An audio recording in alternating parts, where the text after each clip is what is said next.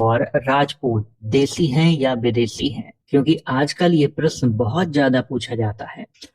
क्षत्रिय शब्द की उत्पत्ति यवन, शक, पहलू और कुषाण राजाओं के अभिलेखों में वर्णित हुए क्षत्रप शब्द से हुई है।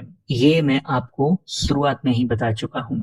राजपूत शब्द पाली प्राकृत भाषा के राजपुत्र का समानार्थी शब्द है, जिसका अर्थ राजा का पूत होता है।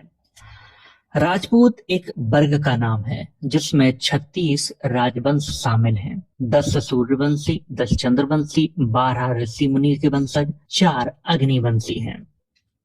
अग्निवंशियों में चालुक्य, परमार, प्रतिहार और चौहान वंश शामिल हैं, जिसमें 2 भारत भूमि में जन्मे वंश हैं। 2 वंश चीन के निवासी हैं। जो राजवंश चीन के निवासी हैं, बौद्ध धर्म की तलाश में वह भारत आए थे, लेकिन बौद्ध धर्म के मानने वालों ने उन्हें ज्यादा महत्व नहीं दिया। इस तरह यह राजवंश ब्राह्मणों की शरण में चले गए।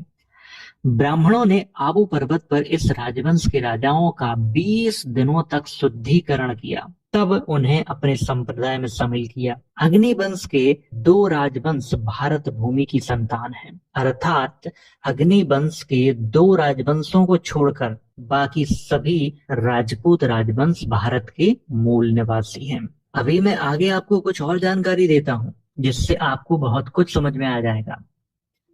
इस प्रकार स्पष्ट है कि क्षत्रिय आर्य वर्ण व्यवस्था का ऊपर से दूसरा स्तर है। यह आर्य राजाओं के लिए ही उपयुक्त होता है, जबकि राजपूत अनार्य शब्द है और अनार्य राजाओं के लिए ही उपयुक्त होता है। बृहद धर्म पुराण उत्तरकांड अध्याय 13 के अनुसार राजपुत्र या राजपूत शूद्र यानी अनार्य है। जायसवाल का कहना है कि कात्यायन जब पाणिनि पर भाष्य करते हैं तो बताते हैं कि नियम अनुसार आर्य क्षत्रिय पदनाम तभी ठीक माना जाएगा जब वह अनार्य संघ का सदस्य नहीं होगा, तभी ठीक माना जाएगा।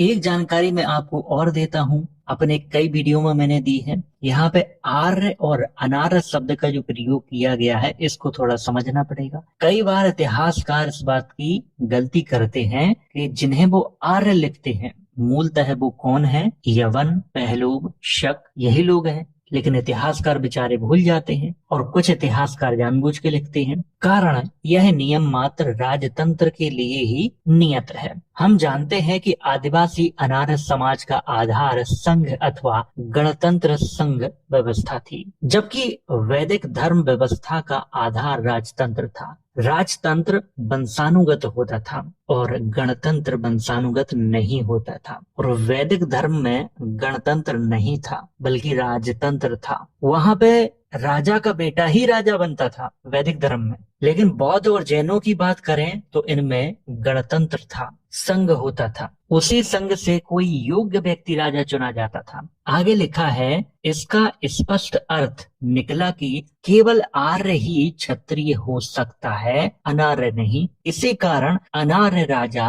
राजपुत्र या राजपूत कहलाए, क्षत्रिय नहीं कहलाए। क्योंकि जो राजपूत राजा थे, उन्होंने अपने आप को राजपूत क्यों कहा, ये हमें पहले देखना पड़ेगा। उन्होंने अपने आप को राजपूत इसीलिए कहा क्योंकि वो भारत के मूल निवासी थे, और आज भी राजपूत शब्द का ही प्रयोग होता है, राजपुत्र शब्द का प्रयोग नहीं होता है। तो इतना आपको समझ में आ गया होगा।